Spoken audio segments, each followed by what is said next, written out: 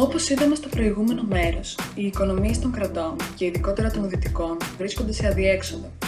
Η σχεδιαζόμενη καπιταλιστική αναδιάρθρωση αναμένεται να εκτινάξει τα κέρδη των αφεντικών, αλλά για να γίνει αυτό πρέπει να πραγματοποιηθούν και όλες οι αναγκαίες αλλαγές. Αν και η τέταρτη βιομηχανική επανάσταση παρουσιάζεται ως κάποιο αναπόφευκτο φυσικό φαινόμενο, πάνω στο οποίο δεν έχουμε κανέναν έλεγχο και πρέπει αναγκαστικά να προσαρμοστούμε, αυτό δεν είναι παρά μια βολική διαστρέβλωση της πραγματικότητας. Ειδικότερα στο κομμάτι που αφορά στην πρώτη ύλη του νέου καπιταλιστικού παραδείγματος, δηλαδή τα data, τα πράγματα δεν είναι τόσο ρόδινα όσο θα ήθελαν τα αφεντικά. Αυτός είναι ο λόγος που στο δυτικό κόσμο, παρόλο που οι Big Tech, Google, Amazon, Facebook, Apple, Microsoft συλλέγουν κάθε είδους δυνατή πληροφορία για εμάς, αυτό το κάνουν είτε χωρίς να μας ενημερώνουν, είτε καθησυχάζοντας και διαβεβαιώνοντάς μας ότι τα δεδομένα αυτά και ο τρόπος χρήσης τους παραμένουν υπό τον έλεγχο και τη δικαιοδοσία μας. Ωστόσο, διάφορα σκάνδαλα, όπως αυτό της Cambridge Analytica που αφορούσε στη μαζική χειραγώγηση εκατομμυρίων ψηφοφόρων χρηστών του Facebook ενόψει των προηγούμενων προεδρικών εκλογών στη ΣΥΠΑ, έχουν διαρρήξει την άλλοτε ισχυρή εμπιστοσύνη στα προϊόντα και τις υπηρεσίες των Big Tech. Το ίδιο ισχύει και για την εμπιστοσύνη στον τρόπο που διαχειρίζονται τα δεδομένα, τα κράτη, όπου αποκαλύψεις για τη μαζική παρακολούθηση πληθυσμού από τις μυστικές υπηρεσίες των κρατών σε συνεργασία με τις Big Tech με αποκορύφωμα στοιχεία που παραδόθηκαν από τον Snowden στο Wikileaks έχουν γίνει ευρέως γνωστές. Ακόμη και οι αλγόριθμοι τεχνητής νοημοσύνης που επεξεργάζονται τα συλλεγόμενα data και έπειτα με βάση αυτά βγάζουν αποτελέσματα και συμπεράσματα, αμφισβητούνται ενίοτε τόσο για τη χρησιμότητα όσο και για την αντικειμενικότητά τους. Παρόλο που η νέα καπιταλιστική αναδιάρθρωση είναι ο δρόμος που έχουν επιλέξει τα κράτη ως εκφραστές του εθνικού κεφαλαίου, αυτό δεν σημαίνει ότι ολόκληρη η αστική τάξη της κάθε χώρας βγαίνει κερδισμένη από τις αλλαγές. Αντιθέτως, όπως και σε κάθε αναδιάρθρωση, υπάρχουν νικητές και χαμένοι. Στη συγκεκριμένη περίπτωση, υπάρχουν κομμάτια της αστικής τάξης που βλέπουν τα συμφέροντά τους, είτε άμεσα είτε σε μελλοντικό χρόνο, να απειλούνται από την επέλαση της τέταρτης βιομηχανικής επανάστασης. Είτε αφορά σε κλάδους που πλήττονται από την ψηφιοποίηση, είτε αφορά σε κλάδους στους οποίους οι Big Tech εισχωρούν ως ανταγωνιστές, είτε αφορά στην τεράστια δύναμη και πολιτική επιρροή που οι Big Tech συγκεντρώνουν εις βάρος άλλων παραδοσιακών μεγάλων αφεντικών, η σύγκρουση είναι αναπόφευκτη. Ρεπορτάζ που κάνουν σφοδρή κριτική στις Big Tech εξαιρούνται συχνά από τη λογοκρισία των καθεστωτικών media ή ακόμα και προωθούνται από αυτά. Τέλος, δεν λείπουν ούτε οι θεσμικές νομικές ενέργειες με αιχμή τις δικαστικές προσφυγές ενάντια στο μονοπόλιο των Big Tech, πάντα εμφανιζόμενες βέβαια στο δημόσιο λόγο ως ενέργειες για την προστασία των καταναλωτών και της δημοκρατίας. Όλα τα παραπάνω και μάλιστα στις αστικές δημοκρατίες, όπου η φιλελεύθερη ιδεολογική παράδοση της προστασίας των ατομικών ελευθεριών είναι καθιερωμένη στις συνειδήσεις, συντελούν στην καλλιέργεια καχυποψίας ή και φόβου ενάντια στην ψηφιοποίηση και τις τεχνολογίες της σε κομμάτια του πληθυσμού και δυσκολεύουν την εξασφάλιση της απαραίτητης κοινωνικής συνένεσης σε διάφορες πτυχές του νέου καπιταλιστικού παραδείγματος.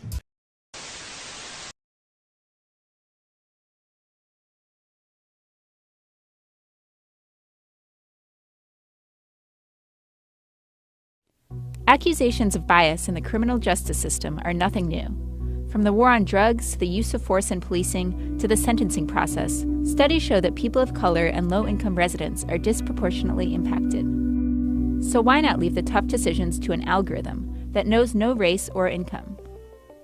It may sound like something straight out of Minority Report, but artificial intelligence is already being used by police stations and courtrooms across the country. Some believe it will increase objectivity, while others worry the tech will simply exacerbate our pre-existing biases. Policing up until now has not been a very data-driven profession.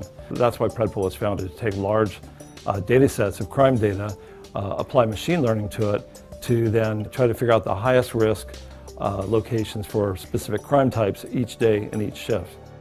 Predpol has been around since 2012. It's in the business of place-based predictive policing.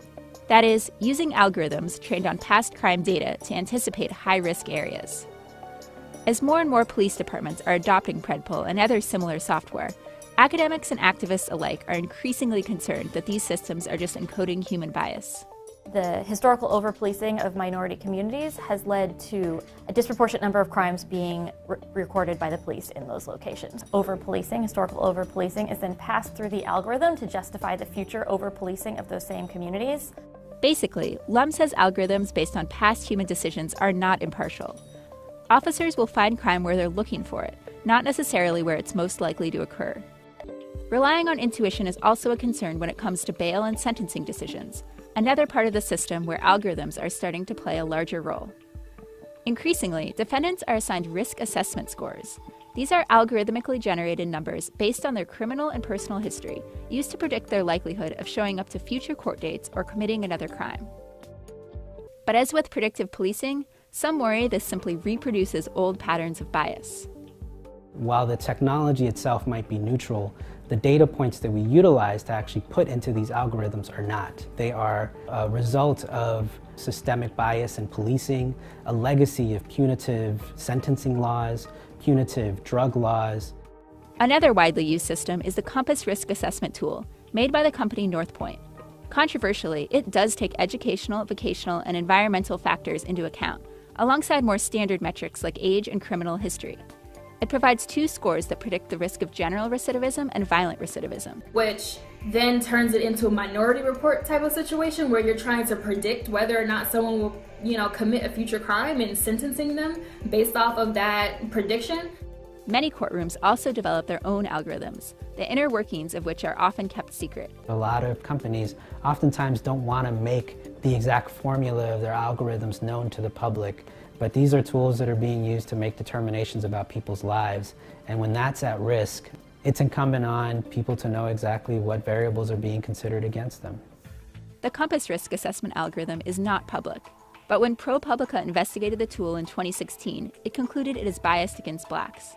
That's because among defendants who did not recidivate, blacks were much more likely than whites to receive high or medium risk scores.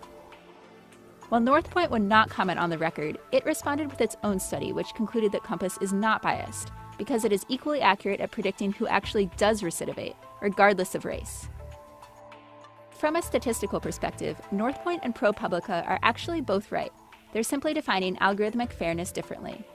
It is true that blacks are rearrested at a higher rate than whites, but Lum says both sides ignore the fact that arrest data itself could be biased.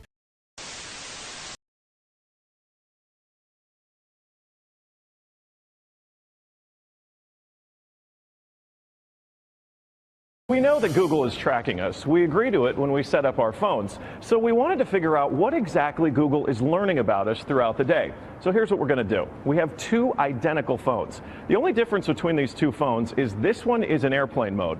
Both of the phones lack a SIM card, and they haven't been set up to access any Wi-Fi networks. So for all intents and purposes, these phones have no connection to a data network. We're going to keep them with us throughout the day. And while I travel around DC, we're going to figure out just what Google is finding out about me. Google's business model is simple. Collect data on its users and then use that data to sell targeted ads. It's a business model called surveillance capitalism. But does that critical data collection work even when your phones aren't connected? This is our man-in-the-middle device. It's basically a Wi-Fi network that these phones are going to connect to once we turn their Wi-Fi on. It's going to pass data through it on the way to Google. But on the way, we're actually going to get a copy of the same data that Google's going to get. We'll be able to decrypt it and then find out where we've been throughout the day. Within minutes, the numbers rolled in. The phone that wasn't on airplane mode registered more than 100 locations, 130 activities, and even 152 barometric readings. As soon as it hooked up to our Wi-Fi, it transmitted 300 kilobytes of data straight to Google. The phone even logged our exact locations, tracking us all around town, the Capitol, the hospital, the school, and the cathedral. Now you may notice what's missing here is the exact route that we took, but it got that data too. It knows when I got out of the car. The metadata has a time log down to the very second, tracking everything when they think that you're walking, riding, and yes, even getting out of the car. Okay, so you're thinking, this isn't a big deal. I'll just put my phone in airplane mode. Yeah, we thought of that too. This is the other phone that we had with us that no SIM card also remained in airplane mode the entire time. Let's see what kind of data it captured. The phone with airplane mode activated actually logged more locations and activities than the other phone.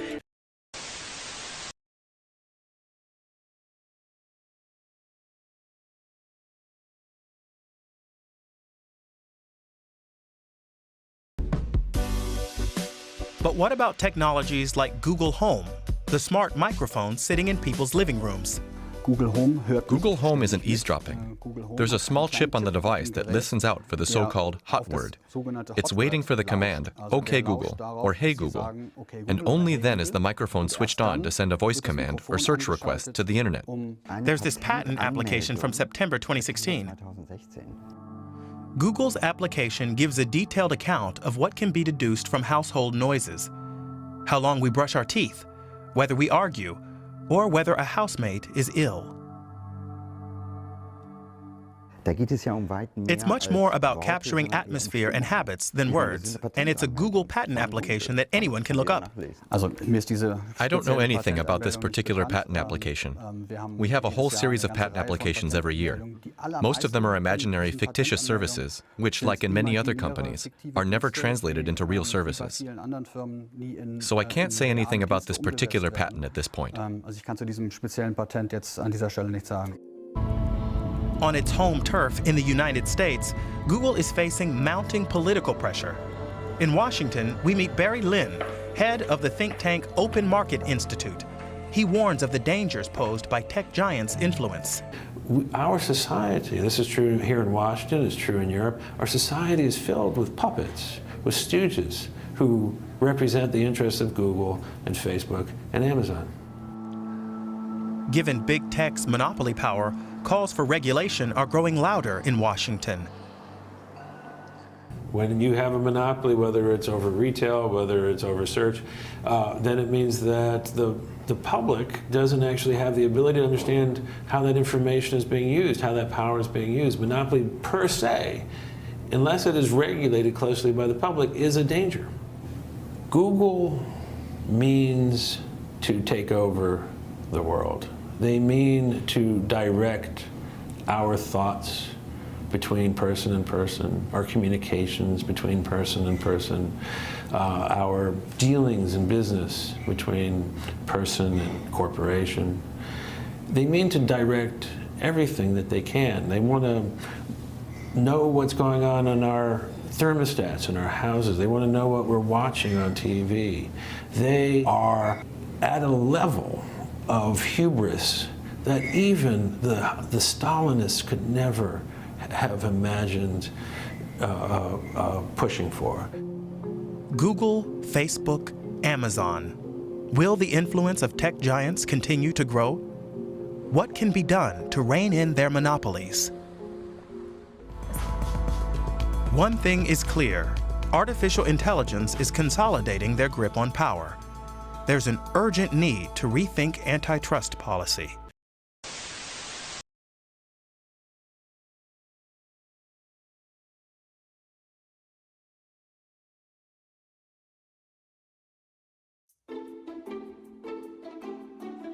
In July 2019, the U.S. government targeted America's biggest tech companies. The Department of Justice and the FTC appear to be looking at whether the leading tech platforms have used improper means to acquire monopoly positions or to exclude promising rivals from contesting their position. Translation: are these companies too big? And did they get that way illegally? These questions fall under a set of laws that, until recently, had faded from the public spotlight. Antitrust has gone from being this completely sleepy backwater discipline that was, just a few people talked about, to being very much in the public news. We've really started to see a lot of discussion about, does there need to be more enforcement of antitrust? Are we really enforcing these laws and using these tools in the way that they were intended to be? There's always this kind of balance between the desire for an efficient economy and this fear of what happens to society, to democracy, to the interest of consumers, the interest of labor. There's a difference between having a law on the books and having a law actually be enforced. The regulatory agencies can do with the law what they want. Antitrust enforcement based on the size of companies has been essentially dormant for the last 40 years. And I think you saw antitrust be consumed with or be captured by a very fundamental free market ideology that caused regulators to put a heavy thumb on the scales in favor of business, in favor of letting mergers go through, in favor of letting monopolists do whatever they wanted. What we had at the turn of the 19th century, and we have again now, is companies that have a significant influence over the entire economy. This has experts wondering, is this another inflection point for antitrust law? Should these laws once again be skeptical of business size, or should they leave these businesses alone? It feels like this is the first time in 40 years that antitrust has a real moment to decide what it's going to be for the next 40 years. At times I think that antitrust is portrayed as this, like I said, magic bullet, so to speak, of that if we just break up the companies, all these other problems that we're concerned about would go away. But there's no guarantee of that. Antitrust has intervened at different times to create possibilities for much greater innovation, much more robust competition. I think there is a broad sense, even in the US, that something has gone wrong in these markets, that something needs to change. One way to think about it is between the ends.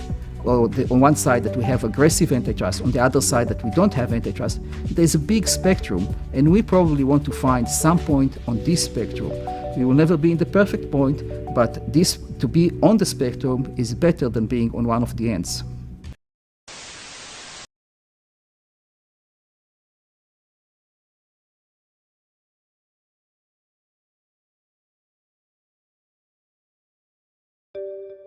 In 2014, you may have taken a quiz online, something that looked like this. And if you did, you probably shared your personal data and your friends' personal data with the company that worked for President Trump's 2016 campaign. Here's how it happened. It begins with a research firm, Cambridge Analytica. CA partnered with a UK-based academic, Alexander Kogan, who was using Facebook data for research purposes. Quizzes were sent to around 300,000 Americans. They looked innocuous, over 100 personality traits to agree or disagree with. And you got paid less than $5. But there was a catch. To take the survey, you had to log into Facebook, which gave Kogan access to your profile, including your birth date, location, and most importantly, your Facebook likes. Kogan combined the quiz results with your Facebook data to develop a psychometric model, a sort of personality profile.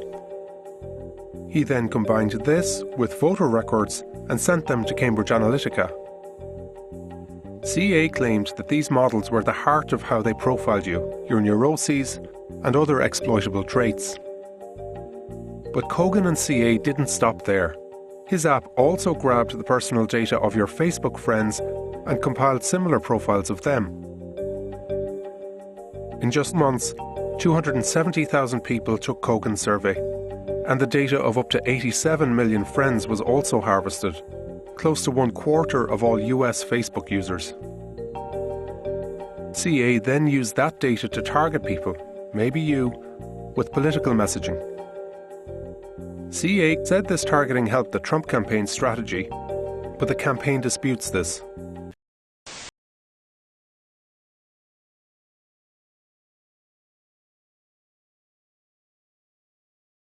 The ACLU found that 500 police organizations had signed up for a service called Geophilia, which scraped data from social networks like Facebook, Twitter, and Instagram to help officers look for users who might be in a specific location or attending a specific protest. For example, Geophilia claimed it helped the Baltimore Police Department monitor and respond to the protests after the death of Freddie Gray.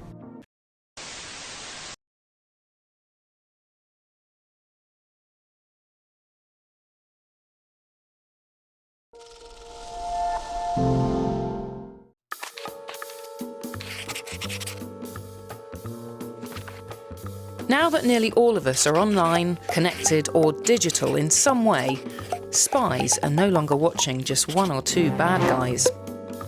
Instead, the UK and US governments are both collecting massive amounts of information from the things we do on our phones and over the internet.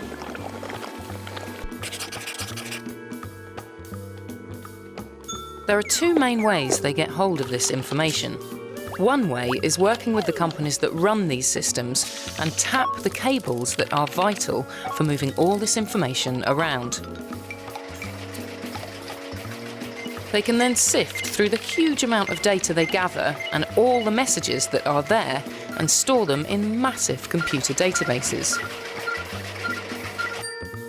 Their other technique involves using their relationships with technology companies to get hold of things like emails, messages, or other information straight from their US servers.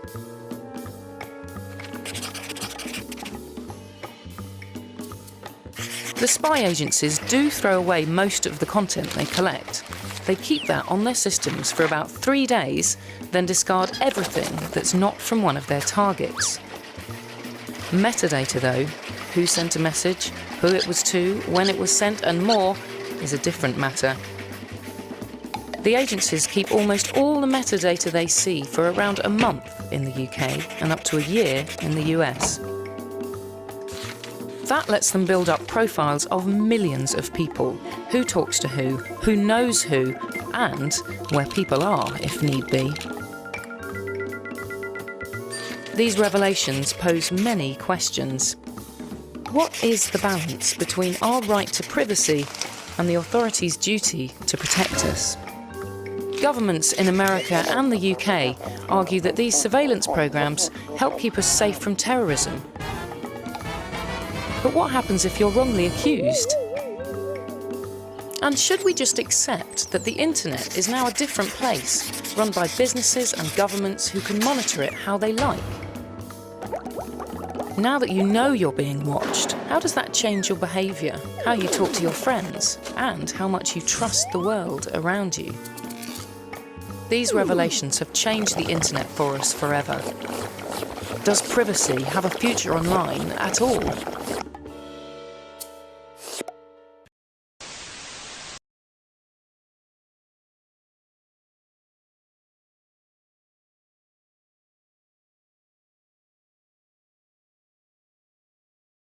This is a slide of the PRISM program, and maybe you could tell the audience what that was revealed.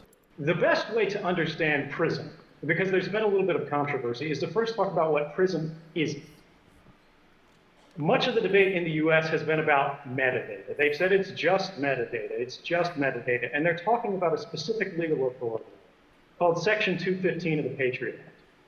That allows sort of warrantless wiretapping, mass surveillance of the entire country's sort of phone records, things like that. Who you're talking to, when you're talking to them, where you travel, these are all metadata events. PRISM is about content. It's a program through which the government could compel corporate America. It could sort of deputize corporate America to do its dirty work for the NSA. Οι τεχνολογίες για να περάσουν οι δυτικοί καπιταλισμοί στην τέταρτη βιομηχανική υπάρχουν ήδη. Ωστόσο, οι δυτικές συνήθειες δεν είναι προσαρμοσμένες σε αυτές. Αλλά αυτό δεν είναι το μόνο πρόβλημα. Τα αφεντικά της τέταρτης, για να πάρουν τα σχέδιά τους μορφή, χρειάζονται στήριξη από τα κράτη τους. Απαιτούνται εκτεταμένες νέες κρατικές επενδύσεις σε υποδομές και η αναδιοργάνωση δραστηριοτήτων και κλάδων, ώστε να χρησιμοποιούν τις νέες διαθέσιμες τεχνολογίες και να προσαρμοστούν στο νέο μοντέλο.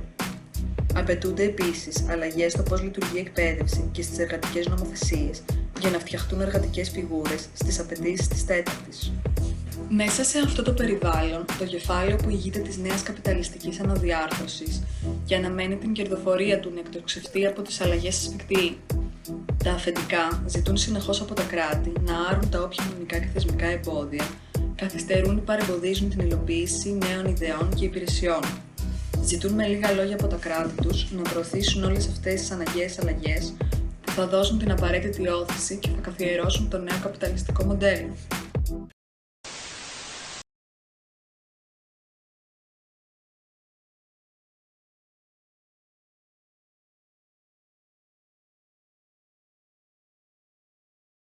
Hillary, you actually wrote the article from which we got our title today, A Fourth Social Revolution. It's a topic that you've really been focusing on also when you're working with families who are reliant on social benefits. What inspired you to take on this cause? And what is a fourth social revolution? What's the vision? So I think I work in communities. I've worked in communities across the world, but the last 10 years in the UK with many people for whom it's really obvious that the brilliant welfare systems that we designed after the Second World War no longer work because they have health conditions which can't be met, because we've got aging populations, because the world of work is changing so fast. What's really clear is that in every industrial revolution, we have a social revolution. And actually, what's also really important to Winnie's point is that there is always a moment with every industrial revolution where inequality grows, where there's a financial bubble, and there's trouble. I mean, we had the huge recession of the 1930s. And then what happens is that we have to design a social revolution, because without that, this is not just an argument about how corporates should do good. Without the social revolution, in fact, the industrial revolution keeps misfiring. We can't make the transition to the new economy. We don't have healthy, skilled workforce. We don't have consumers earning at the level that can demand the goods of the next industrial revolution. But I think also the critical point, which is why I'm so glad we're debating this today, is that this does not happen by accident. It happens by design, and it needs different sectors to come together: communities, corporate sector, government. The state also has a really critical role to play in designing the new architecture, because without that, others can't come in. And that's why we really need to, we need to think about it, and then I hope we can move to this. We need to roll up our sleeves, and we need to get going on designing that architecture so we can make the transition.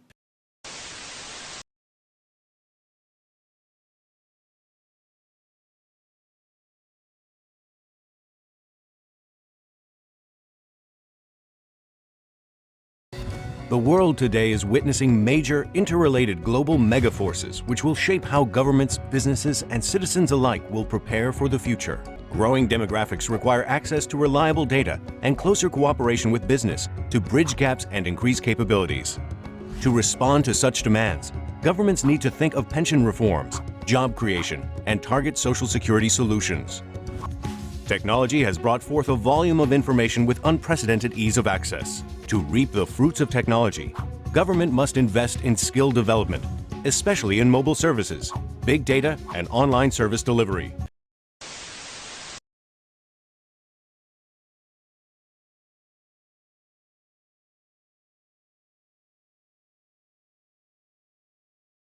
The International Monetary Fund and the World Bank will convene annual meetings next week with member states, and as a preview, the IMF has released a report on the health of the world's largest economies. In the report released on Friday, the IMF calls on G20 countries to address slowing growth and productivity, saying the global recovery is not guaranteed to continue. It added that problems like sovereign debt persist, with potential growth rates in more than half of the G20 economies estimated at 2% or lower. The report said productivity remains low and called for collective action within the G20 to spur growth.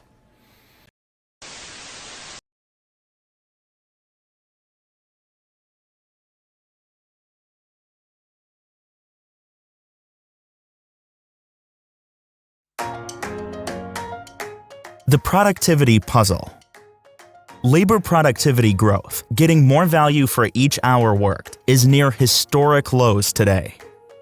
Yet new technology is all around us. To solve this puzzle, we examine 7 countries and 6 sectors. Our answer? 3 waves collided in the aftermath of the financial crisis. The waning of a 1990s productivity boom from an ICT revolution and restructuring phase. Financial crisis after effects, including weak demand and uncertainty.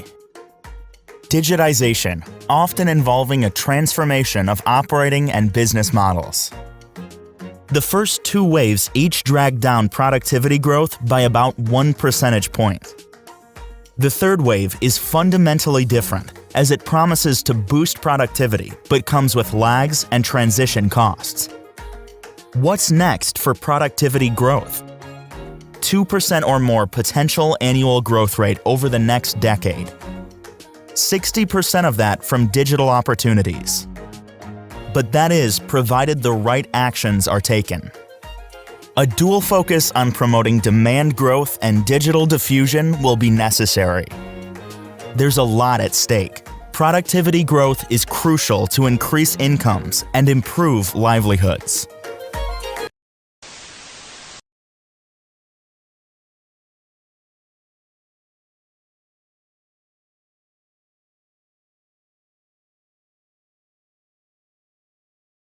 if we look on the global picture, for me as an economist, I like to look at the figures, on the statistics. On the labor market, there are two main indicators. It's productivity and structural unemployment. What we're witnessing globally, especially in the past decade, the fact is that productivity is slowing down and structural unemployment is also in decline. It means that the pace of technological disruption to the labor market is slowing down, actually, and not accelerating. So, of course, there are risks, there are shifts that will be happening to the labor market. But in my opinion, the pace of that transition, as of now, is very slow. So we need to speed up before we will be facing the problems. So once again, the hard figures in almost all major economies shows that this transition is happening very slow.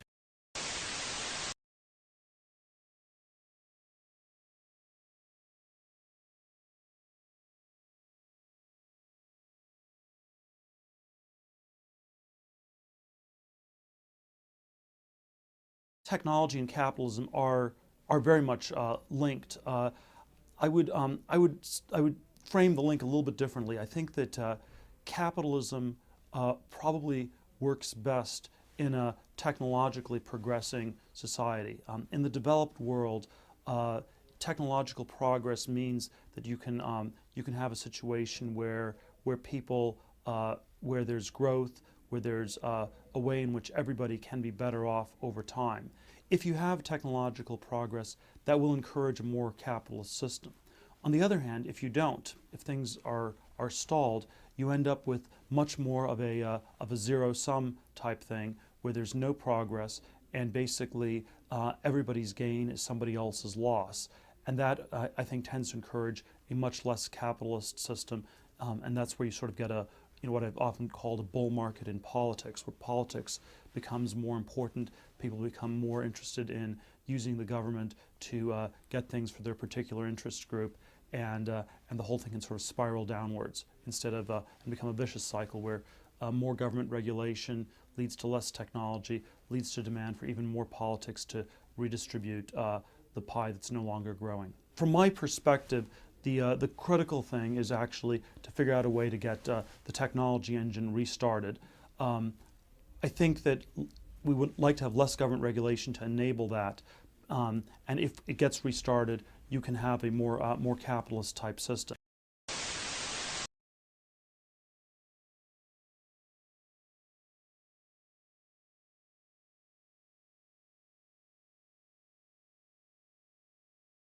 "80 years ago, Americans built the world's tallest building in just 15 months. We know more about skyscraper construction than we did in the 1930s. You would think that we could do this faster, not slower. But we can't," points out billionaire investor Peter Thiel. "The opposite's happened."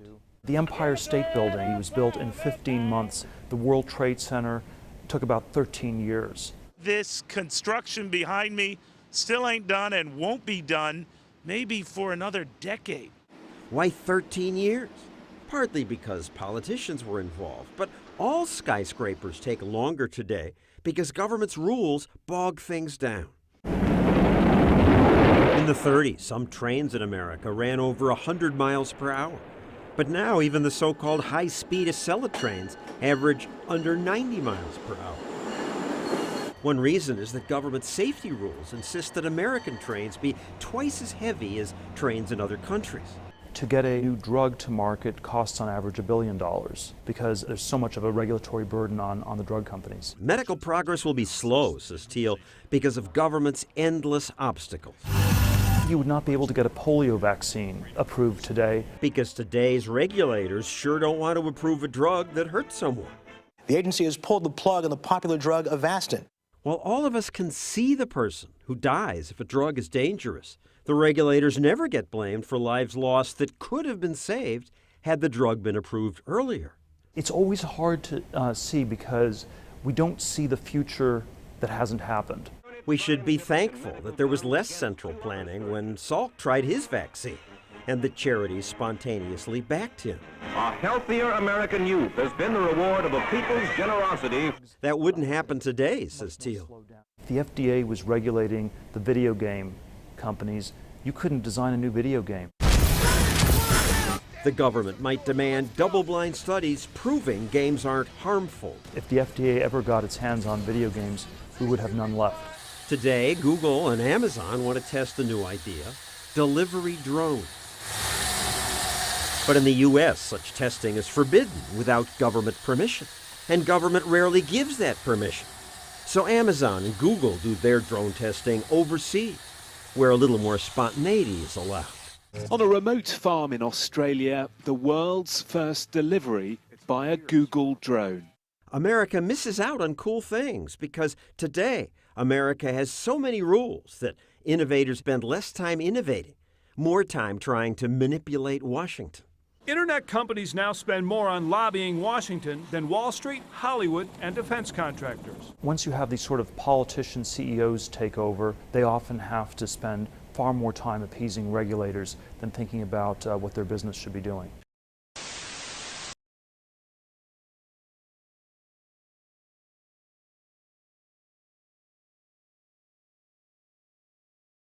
But here we are once again, gentlemen, with a different idea of regulation and capitalism. There's a different chemistry in Europe than there is in the United Kingdom, Adrian, as there is in the United States. It's obviously anti-capitalist, but is it anti-innovation and disruption as well? I think one thing we're getting is a lot of pressure for regulation, the idea that business must be doing something bad and we need to regulate it.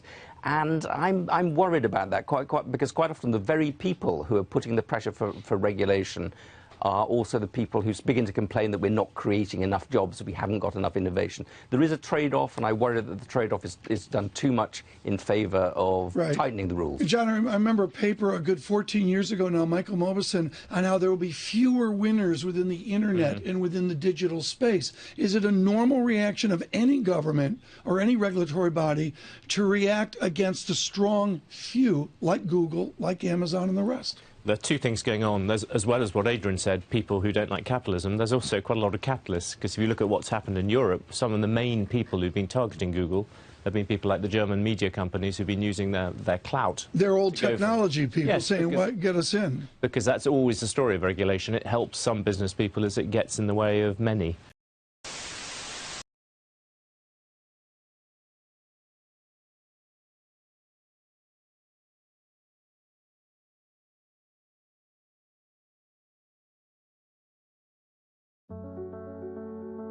I think people are underestimating what we can do in this next generation if we make innovation a priority. The good ideas, the inventiveness are waiting to be tapped into.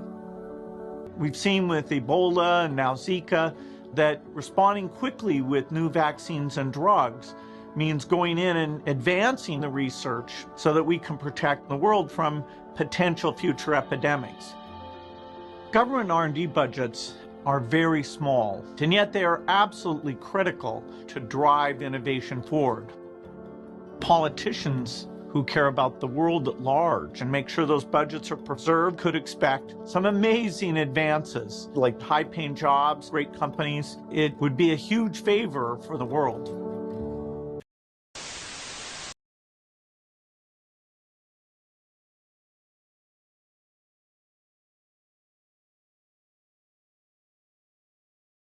The challenges of digital transformation.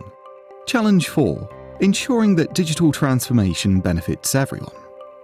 The digital revolution has created immense value for business.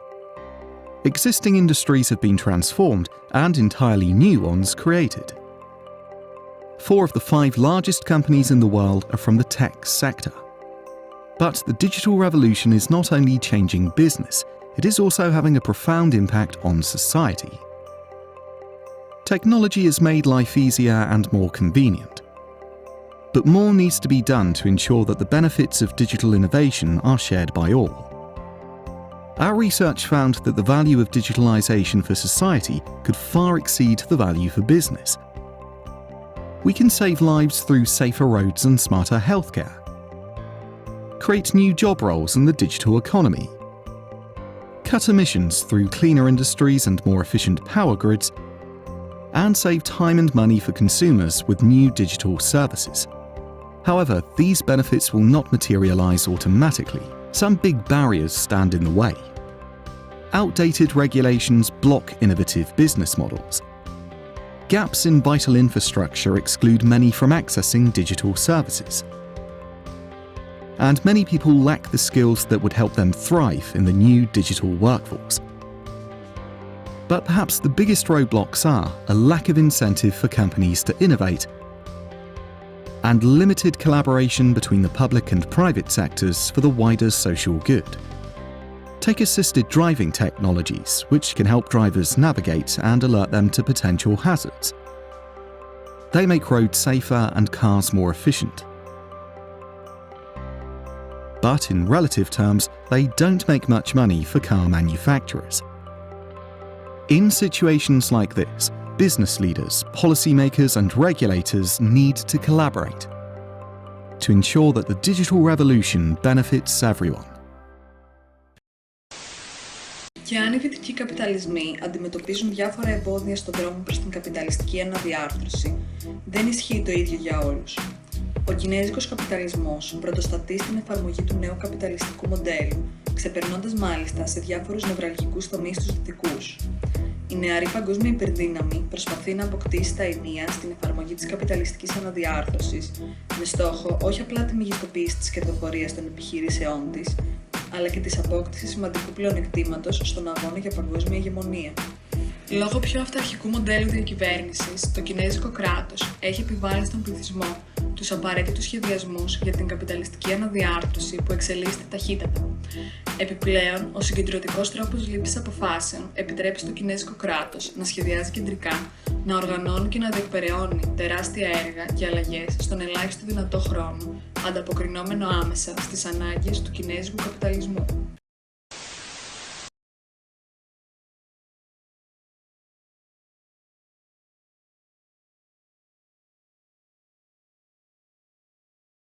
Shenzhen became China's first special economic zone. It's gone from a backwater village to the most important tech manufacturing center on the planet, with a population that's about the same size as America's two biggest cities, LA and New York, put together. It's home to 1,500 research and scientific institutions. It's not just making t-shirts and training shoes, it's some of the highest tech companies in the world. Shenzhen is one of the big reasons why, in mid-2018, for the first time ever, Chinese companies attracted more venture capital than American companies. And although the mainstream press almost never tells this story, the money is clearly flowing to China. When you take a quick look at what's happening in Shenzhen, it's easy to see why. Today, just this one Chinese city, which most Americans have never even heard of and basically didn't even exist 40 years ago, is home to the world's third biggest internet company. It's bigger than Facebook or Netflix. The world's biggest maker of drones, DJI. The world's biggest maker of plug-in electric cars. No, it's not Tesla, it's BYD. And the world's biggest telecom equipment company. It's Huawei, which is 3 times bigger than Sweden's Ericsson.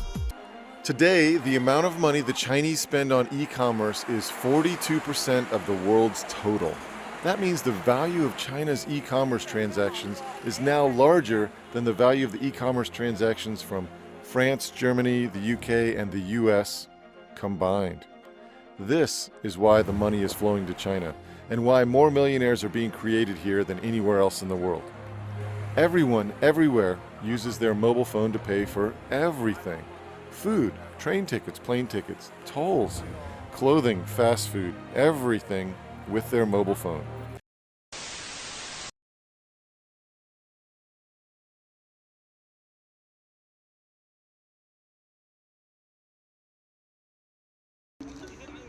In the early 2000s, Alibaba launched Alipay to facilitate user transactions on Taobao, the Chinese equivalent of eBay.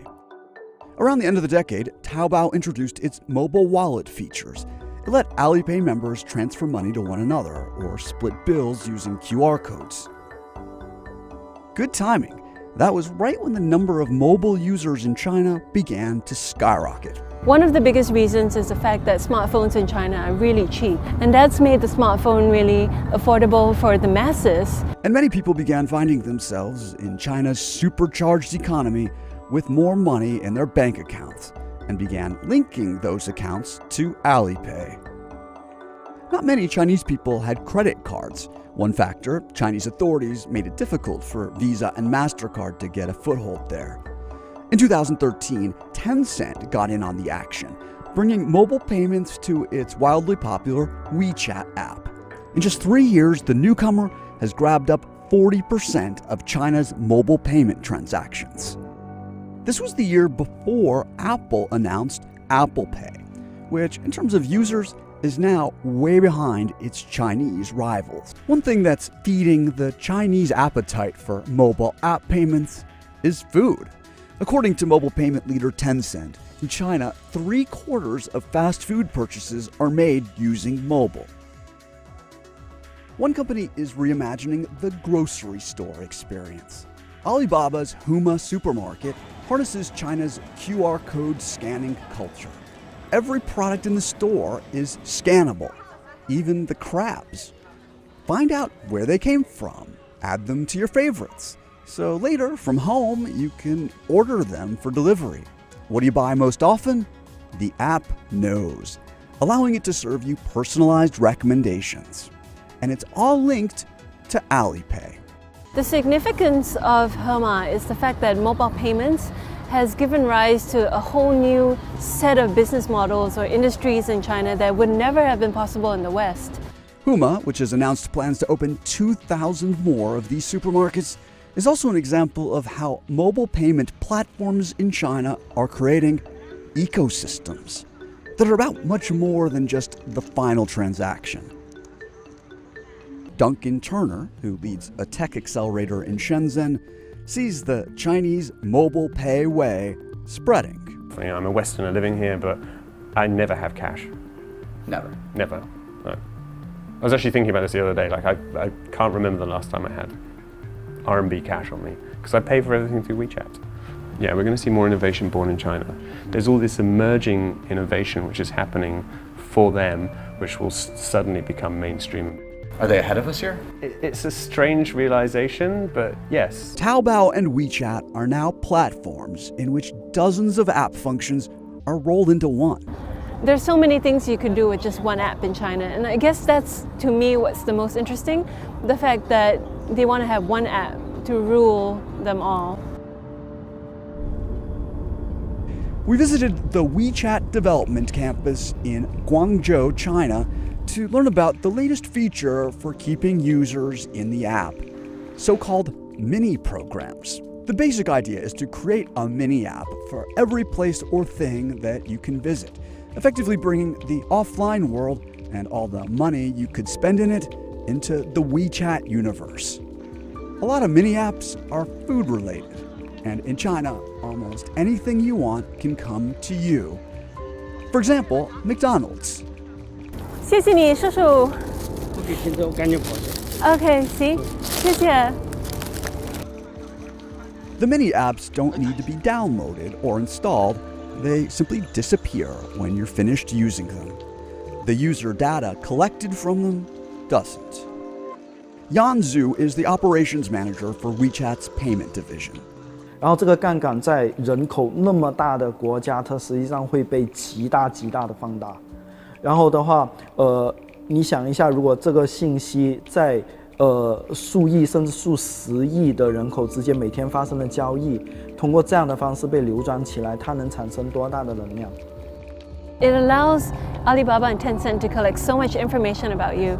They know what you buy, they know where you're buying it, they know how much you're spending, and this in turn has allowed them to provide a lot of other services beyond just payments. The bottom line is, the Chinese in general are less concerned about data privacy than the consumers out in the West.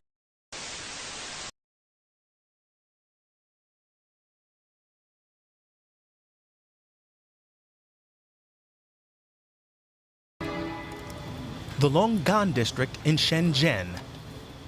In the heart of China's booming economic region north of Hong Kong, we visit the Smart City Control Center. A giant monitor displays the data of the entire district in real time. Numbers of new residents by neighborhood to planned schools, water supply levels, power outages. All this information is collected, compiled, and evaluated, using artificial intelligence. The Showcase project was developed with Chinese tech giant Huawei. Chief engineer Chen Bangtai tells me the city now operates more efficiently. So what you're doing here is urban planning? Yes. The systems are a big help. These are hospital beds. Right now, there are 15,000 doctors and nurses and 7,600 beds. So is Shenzhen currently healthy or sick? A smart surveillance system scans the entire city.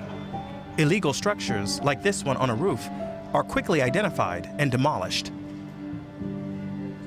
To me, some of this feels like the backdrop to a science fiction movie.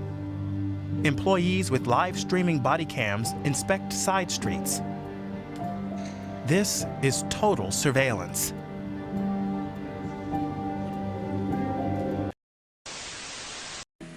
Τα δυτικά κράτη και αφεντικά βλέπουν τις εξελίξεις στην Κίνα με μεγάλη ανησυχία, καθώς ο κινέζικος καπιταλισμός εμφανίζει τη δυναμική και την προοπτική να υπονομεύσει την ισχύ, την επιρροή και τα κέρδη τους. Ο ενδοκαπιταλιστικός ανταγωνισμός εντείνεται διαρκώς.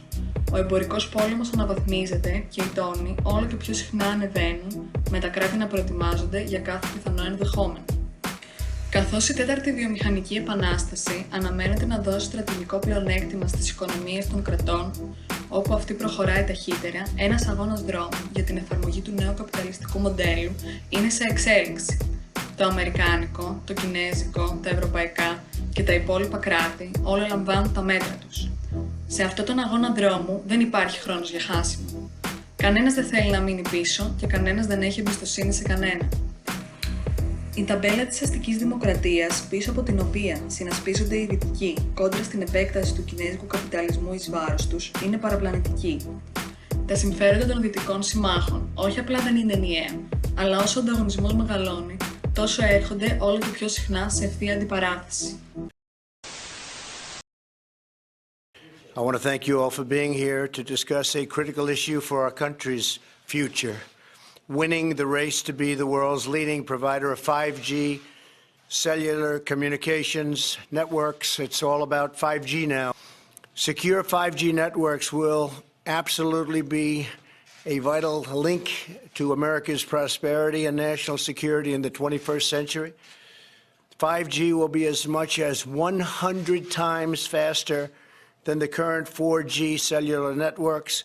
It will transform the way our citizens work, learn, communicate, and travel. It will make American farms more productive, American manufacturing more competitive, and American healthcare better and more accessible. Basically, it covers almost everything when you get right down to it. Pretty amazing. And just as 4G networks paved the way for smartphones and all of the exciting breakthroughs, they made possible so many things. This will be more secure and resilient. 5G networks will also create astonishing and really thrilling new opportunities for our people. Opportunities that we've never even thought we had a possibility of looking at. We cannot allow any other country to outcompete the United States in this powerful industry of the future. We are leading by so much in so many different industries of that type, and we just can't let that happen. The race to 5G is a race America must win, and it's a race, frankly, that our great companies are now involved in. We've given them the incentive they need. It's a race that we will win. On May 16, 2019, the US President Donald Trump signed an executive order declaring a national emergency announcing the ban of Huawei. When the US won the 4G race this decade, it gave rise to companies like Uber, YouTube, and other tech giants, providing a nearly $100 billion boost to their GDP. And if the US wins the 5G race as well, it will add another $500 billion to their GDP while creating 3 million jobs and over $1 trillion in economic benefits from industry growth in self-driving cars, automated factories, smart cities, and more. The significance of 5G could be why Donald Trump is asking allies not to use Huawei. China wants to be the leader in deploying 5G around the world due to its technological significance, and losing the 5G race will affect China's rising political, economic, and military dominance in the world. So the Huawei ban is likely part of the larger US-China trade war and its US attempt to remain as the global superpower. The Chinese government can get enormous initiatives completed in a fraction of the time it would take to accomplish these anywhere else. Right now, the Chinese government is forcing the big telecom companies to spend $180 billion over 7 years to build the infrastructure for the world's largest 5G mobile network. Meanwhile, in America, 50 different states are all trying to plot their own.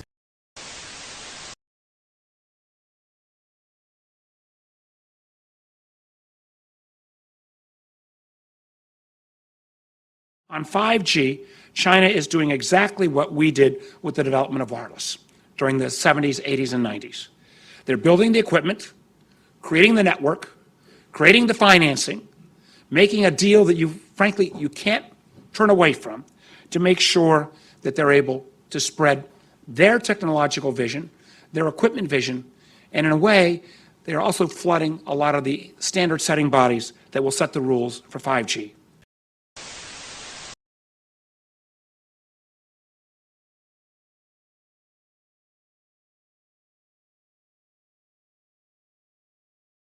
They call themselves communists, but they were probably the best capitalists in the world in 2018, 2019. California is more communist than China is. Massachusetts is more communist than China. I've been coming here for 34 years. You walk down the street, you go to a different city, and you say, my God, last time I was here 5 years ago, none of this was here. And it all happened, and it happens very quickly in China, partly because it's a one-party state, and partly they get it done. In America, it takes you years just to build a new church, or a new hospital, or a new school even.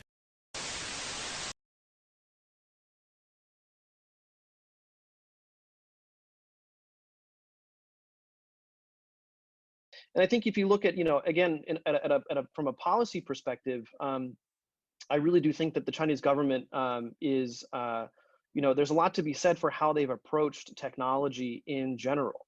I think that the government has done an amazing job of recognizing the power of technology, both, of course, on the consumer, but then also on the business side of things, where if you look at, traditionally China has been manufacturer of the world, but relatively low value. And we can see that much like Germany and their industrial policy, China has learned that actually, in order to continue to drive economic growth, and of course to better its position in the world, it has to really move up that value chain. And technology is a huge part of that. And so when we talk about the fourth industrial revolution, that's really what we mean, right? So AI and robotics applied to manufacturing, 5G, coming into the cities and onto the factory floor. And so I think that really what one of the amazing things about the China story is really it's this amazing leapfrog where the country and the society does not have the same legacy issues that the rest of the world has, in particular the West, where a lot of these industries are extremely mature. The incumbents are already dominant, although there is, of course, some disruption. But because of a very strict regulatory environment, I think kind of technophobia from the part of users is that, especially in the Western world, we don't see this kind of change that we've seen in China.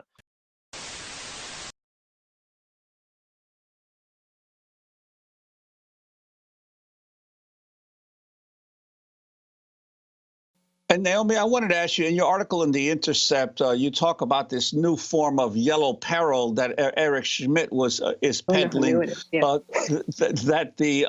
That now it's China that is the threat when it comes to artificial intelligence. The United States is falling behind. It dovetails with Trump's blaming China for the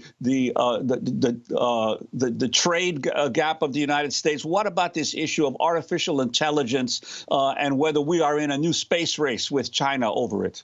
The National Security Commission on AI, NSCAI, which is the commission that, one of the two commissions that Schmidt chairs, and it advises Congress on ways that it can increase its uses of technology, particularly AI, but not exclusively AI. Because China does not have the same privacy concerns. Indeed, you have a government that is erecting a high-tech surveillance state.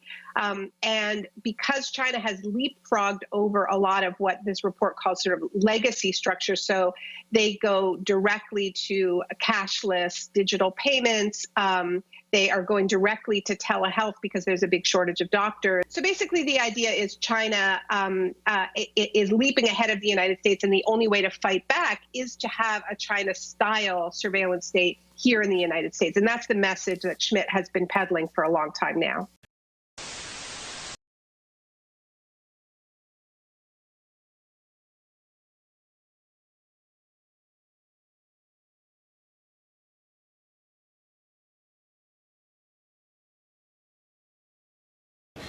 I'm thrilled to be here with this panel. Some old friends and new friends are with me on stage. To my immediate left is Andrea Thompson, known to many of you. She was the former Undersecretary of State for Arms Control. She was the National Security Advisor to the Vice President. And potentially most importantly, 25 years in service, time in combat zones, and certainly served her country nobly. So, Andrea, welcome. I have the great pleasure of having Anders Fogh Rasmussen with us, the former Danish Prime Minister, Chairman of the Danish Liberal Party, and formerly Secretary General of NATO. Most recently, though, he is the CEO of Rasmussen Global, as well as the founder of the Alliance for Democracies, or of Democracies, which we will get to a little bit later. Thrilled to see my old friend Avril Haines here. As many of you know, she was the former Deputy National Security Advisor. More importantly than that, though, she was the Deputy Director at CIA, and she is currently at Columbia University. Also with us today is Michelle Flournoy. Michelle was the Undersecretary of Defense for Policy. She was the co-founder and CEO at CNAS, and right now is the co-founder and the managing partner at West Exec Advisors. The developments in AI, the advantages that will be attained through AI, can't be separated from the emerging strategic competition that we have, and we've talked a lot about with China and Russia. Some of these challenges are just never going to go away, at least not in our lifetimes. But there's a broader geopolitical landscape that I think, and geostrategic landscape that we need to talk about, and that is, who are the friends and allies that we need to cooperate with, and what does that conversation need to look like in order to assure American positioning? Our particular group within the Commission was really looking at the United States' need to develop a holistic strategy to ensure long-term competitiveness in this emerging environment. And I'm told that I should reinforce the 5 initial judgments that were made by this particular group. The first one is the need to foster cooperation amongst the U.S. allies and partners, and doing so will be essential to retaining a long-term competitive advantage. The second is really this notion that the United States and our allies should seek to preserve existing advantages in AI-related hardware. We haven't talked about hardware an awful lot today. We've talked a lot about software, but that software's got to run on something. Thirdly, AI presents significant challenges for military interoperability. And when we look at this, if the United States and its allies do not coordinate early and often on AI-enabled capabilities, the effectiveness of this combined military coalition will definitely suffer. Fourth, we should also be open to possible cooperation with Russia and China on issues of mutual strategic interest, such as promoting AI safety, which we will talk about a little bit more, and managing AI's impact on strategic stability. I think that within a group like this, we often think about the military applications, but I think those in the private sector would agree that we're looking at AI for things like health, climate, and a number of other enduring problems that mankind faces. And finally, the United States should lead in establishing a positive agenda for cooperation with all nations on AI advances that promise to benefit humanity. So with those judgments being so read, I think I'd like to open it up to the panel. Democracies must be in the lead to be sure that we set the right norms and standards, living up to the principles upon which we have built our free societies. And we must realize that artificial intelligence is an integrated part of our national security.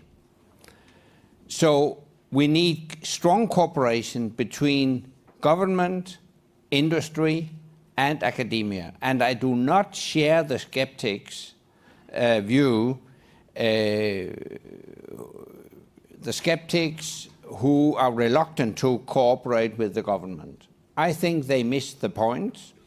If we do not have this strong cooperation between the private sector and government, the Chinese will be the winners. It is as easy as that. So if the employees in those big tech companies want to make sure that it's their ideals that will be the winners, they also need to cooperate with the government. I would call it a patriotic duty to cooperate in this field. We should speed up decision-making processes in NATO. When NATO took responsibility for the operation in Kosovo in the 90s, NATO spent 6 months to take that decision. When we in 2011 took responsibility for the operation in Libya, we spent 6 days. In the future, I think we will have maximum 6 minutes. So ambassadors cannot discuss this at length in Brussels. We have to speed up the decision-making processes. If we really go at this together, we could be much more competitive with vis-a-vis China. So let me just give 3 particular ideas. Number 1, I think the first rule for all of us is the best way to shore up our competitiveness is to invest in the drivers of that competitiveness at home. Research and development, science and technology, access to higher education, 21st century infrastructure, smart immigration policy that attracts the best talent from around the world and then does everything possible to actually keep it. This is a moonshot moment for all of the democracies. We're not acting like it. We're still sort of asleep. I think the national security apparatus is awake, and they're thinking of it in these terms, but our societies are not, have not been led, have not been inspired to the kinds of public-private collaboration that we're going to need to be successful.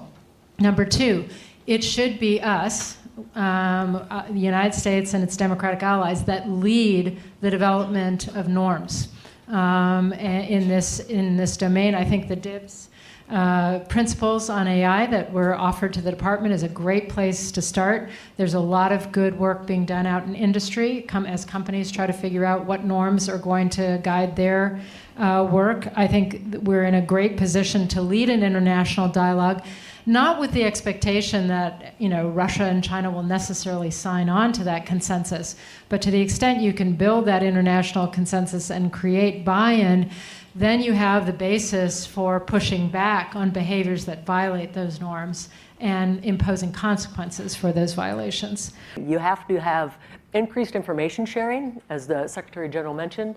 We did that in an example. It may come out as a partisan take. With the INF, we did incredible work. The IC, the intelligence community, did incredible work to get Intel downgraded that we could share it beyond the Five Eyes. So when we went to NATO, we could show this is where the SSCA, this is when it was fired, where it was fired. That's an example of what we need to do with AI. We need to share information. We need to get best practices. We need to share with our partners. Anders, you brought up sharing data. I'm going to change the context on you a little bit. Data is really an underpinning of AI, and GDPR and the privacy conversations that have been going on in Europe are going to impact Europe's ability to lead in AI in many ways. Chinese are collecting way more data today than anybody else. How is Europe thinking about China from a strategic competitor's perspective around AI? And where are they going to draw the line between the rights of privacy and the needs of the defense community and the military communities? Well, for a long time, I would say Europe has not been aware of the risks, the strategic risks. Europe has been a bit naive, maybe, but recently Europe has realized that it is necessary to focus more on what has been called the strategically important sectors. If Europe is focusing on attacking big American tech companies without having any alternative itself, and Europe doesn't, then we are weakening the whole, what I would call the whole democratic alliance, tech alliance, to counter the autocracies. So I think that's the overall strategic mistake. So I fully agree, we should cooperate instead of confront each other. On the data privacy issue, I would say, my advice to American tech companies would be to be at the forefront when it comes to the data protection. You should realize that for historical reasons, the protection of personal data is an essential issue in Europe. In Germany, for obvious reasons. In Eastern Europe, for similar obvious reasons. People are very much concerned about government control and government supervision. So I think you should realize how important data privacy is in a European context. So my advice would be, on the one hand, to be at the forefront when it comes to protection of data, personal data, but at the same time at the forefront when it comes to the protection of free speech. This strategy of two legs, so to speak, I think could make it easier for American tech companies to improve their image in Europe. Today, the Commission has decided to fine Google 1.49 billion euros for breaking EU antitrust rules. Today, the Commission has decided to fine Google 2.4 billion euros for breaching EU antitrust rules. Today, the Commission has decided to fine Google 4.34 billion euros for breaching EU antitrust rules. Google has engaged in illegal practices to cement its dominant market position in Internet search. It must put an effective end to this conduct within 90 days or face penalty payments. Google's search engine is its flagship product. We will monitor this very closely. If Google fails to comply with our decision, it would be subject to penalty payments. The penalty would be up to 5% of the average daily turnover of Alphabet, Google's parent, for each day of non-compliance. The mission is very simple. We have to protect consumers and competition to make sure that consumers get the best of fair competition. Choice, innovation, best possible prices. This is what we do. It has been done before. We will continue to do it, no matter the political context.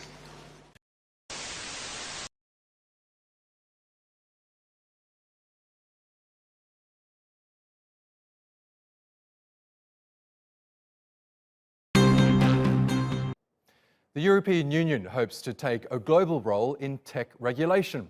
Brussels has released a first draft of its new digital strategy to break the dominance of US tech giants such as Facebook and Google, as well as their hold on data. At the centre of the EU's plan is the creation of a single European data market to boost growth in its tech industry. The creation of an EU cloud platform is also a key element. Its strategy includes rules on the use of artificial intelligence, with facial recognition a key concern. Brussels also wants to make data centres climate neutral by 2030. And the European Commission estimates the value of the bloc's data economy may grow to $800 billion this year once the right policy is put in place. That number could reach more than $1 trillion by 2025. And therefore we want to boost European artificial intelligence by attracting more than 20 billion euros per year for the next decade. Artificial intelligence is about big data. Data, data, and again data. And we all know that the more data we have, the smarter our algorithms. This is a very simple equation. And therefore it is so important to have access to data that are out there. This is why we want to give our businesses, but also our researchers and the public services better access to data.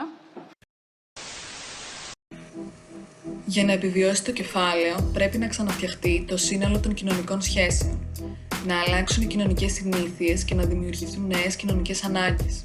Πρέπει να αλλάξει η σχέση του κράτους με τις επιχειρήσεις και του κράτους με τους υπηκόους του.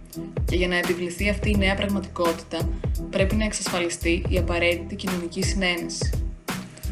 Ωστόσο, αν και οι αλλαγές προς το νέο καπιταλιστικό παράδειγμα προχωρούσαν ήδη, ο βηματισμός ήταν πολύ πιο αργός από ό,τι απαιτεί η κατάσταση των οικονομιών και ο ανταγωνισμός που μένεται ανάμεσα στα κράτη. Τα δυτικά κράτη δεν είχαν άλλη επιλογή από το να προωθήσουν την καπιταλιστική αναδιάρθρωση.